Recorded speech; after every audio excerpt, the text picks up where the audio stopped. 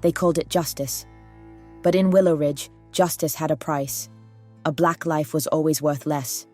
For decades, this small southern town had perfected its operation. A simple traffic stop turned into an arrest. An arrest led to a conviction, and every conviction meant profit for the police, for the judges, and most of all, for the private prison just outside of town. It was a system that worked perfectly, until they stopped the wrong man. Before we dive into this powerful story of injustice and resilience, comment below where you're watching from today. And if you believe in standing up against corruption and racial injustice, don't forget to like this video and subscribe for more eye-opening stories. Elijah Porter wasn't the kind of black man Willow Ridge expected. He wasn't poor, powerless, or alone. He was a successful tech entrepreneur from Atlanta, driving through town after a business trip. He barely noticed the flashing lights behind him until it was too late. License and registration. Officer Blake Parker leaned into the window, his eyes scanning Elijah's Tesla with a practiced air of suspicion. "What's the problem, officer?" Elijah asked, keeping his voice calm. "You were weaving in traffic," Parker replied. "Step out of the car." Elijah hesitated, then did as he was told. He'd learned long ago that arguing could mean the difference between life and death. Then, like magic, a small bag of cocaine appeared in his trunk. Elijah had never touched drugs in his life. The handcuffs clicked around his wrists before he could protest. "You're under arrest for possession with intent to distribute." As they shoved him into the back of the cruiser, Elijah knew two things. He was innocent. He wasn't the first. The call came at 2 a.m. "Elijah," Naomi Porter said, her lawyer instincts kicking in immediately. "What happened?" "They planted drugs on me," he said flatly. "I need you to get me out." Naomi had spent her career fighting cases like this, innocent black men swallowed by the system. But something about this case felt different. As she dug into Willow Ridge's records, she uncovered a horrifying pattern. Over 200 black men had been arrested under nearly identical circumstances in the past decade. The same judge, Daniel Whitmore, had overseen every case. Many of those men had simply disappeared from the system, their records erased. Willow Ridge wasn't just criminalizing black men, it was profiting from them.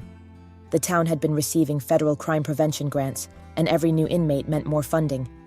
But the real money was in the private prison industry, where each body in a cell meant more profit for the wealthy investors who quietly ran the town. Naomi had seen corruption before. But this wasn't just corruption. This was human trafficking. Naomi went to war. She called reporters. She contacted civil rights organizations. She dug through old court records. Then, she found the smoking gun, a leaked memo from the district attorney's office. The directive was chillingly precise. Target black travelers with financial means. Prioritize conviction. Maximize sentencing. Willow Ridge had turned racial profiling into a business model. When Naomi took the evidence public, the town erupted. CNN, the New York Times, and major outlets swarmed the courthouse. Activists poured into the streets. The FBI launched an immediate civil rights investigation. The mayor, Henry Callaway, stood in front of the cameras, sweating through his suit. "These are baseless allegations," he stammered. "Willow Ridge has always upheld the law." But the real power in Willow Ridge wasn't in its police or its mayor. It was in the shadows. A secret council of businessmen, judges, and state officials had been pulling the strings for decades. They had built their wealth on stolen lives, and they weren't about to let it crumble. The threats started immediately. Naomi found a note on her windshield. "Back off. Your brother isn't the first. He won't be the last." She was undeterred. Then, the courthouse caught fire. The flames tore through the records room, consuming decades of documents. Judge Whitmore, the architect of the sentencing scheme, was conveniently out of town when it happened. The message was clear: no records, no case. But Naomi had been prepared.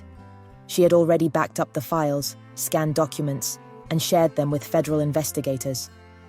And then, the breaking point came. A whistleblower, Officer Lisa Carter, stepped forward. She revealed how the police department planted evidence, falsified reports, and manipulated body camera footage to convict innocent black men. With Carter's testimony, the entire town unraveled. The FBI raided the police department and City Hall. 12 officers were arrested, including Chief Parker. Judge Whitmore was taken into federal custody, but for Elijah, justice wasn't enough. "What about the missing men?" he asked. "Where are they?"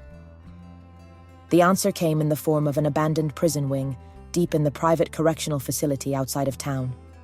Inside, they found records of 38 men, all arrested under fabricated charges, all quietly transferred out of the system. Some had been sent to labor camps, some had been deported, some had never been heard from again. And the worst part? Willow Ridge wasn't the only town doing this. The headlines called it the Willow Ridge Scandal. Naomi called it something else. A symptom. For every Willow Ridge exposed, how many others still operated in silence? As she stood in front of the cameras, the weight of history behind her, Naomi made a promise. This is just the beginning. They built a machine to destroy Black lives. We're going to dismantle every part of it. And behind the scenes, deep in the corridors of power, those who had built the system were already making their next move. Because injustice doesn't die. It adapts.